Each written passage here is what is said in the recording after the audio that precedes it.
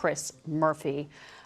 You are optimistic that this massive security supplemental will pass this week, but there is pressure within your party to add some strings on when it comes to Israel aid. Why is it that the White House appears to be so powerless to rein in Benjamin Netanyahu when they are clearly uncomfortable with how he's waging this war? Well, I think we saw an important development last week. The White House released a letter in which they made clear that if we approve new aid to Israel, they are going to make sure that it is used in compliance with U.S. and international human rights law. And I think that's incredibly important. Right now, the level of civilian casualty inside Gaza is unacceptable, and it does not accrue to the national security goals of the United States nor Israel, because it is going to essentially keep Hamas in business inside Gaza and around the region as they use this grievance structure as a means to continue to recruit.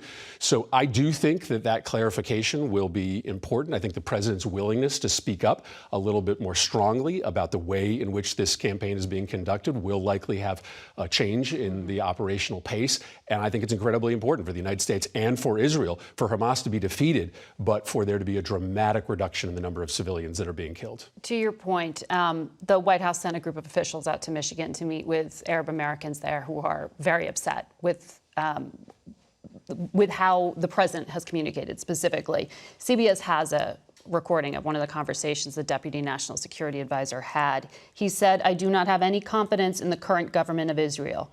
He also said the administration has left a, quote, very damaging impression as to how much the president values the lives of Palestinians.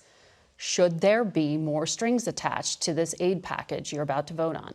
So the president does believe deeply in the importance of preserving life inside Gaza and has continually pressed for more humanitarian aid to get into Gaza. There would not nearly be the number of shipments coming in today if this president wasn't pushing hard for change. But yes, there are many of us who believe that it is very important for us to make clear with this aid package that if Israel is going to use these dollars to perpetuate this campaign inside Gaza, it has to be done in a way with less civilian life being lost. I think that's important to members of Congress. I know that's important to this administration.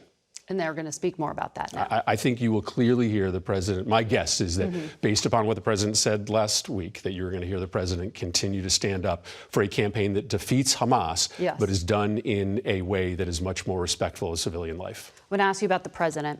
As you know, he has mixed up the names of the French and German leaders. He referred to Egypt as Mexico. Adam Smith, who is the ranking Democrat in the House Armed Services Committee, said on Friday, Biden does not have the normal strength to go out there and campaign. I think we have the soundbite.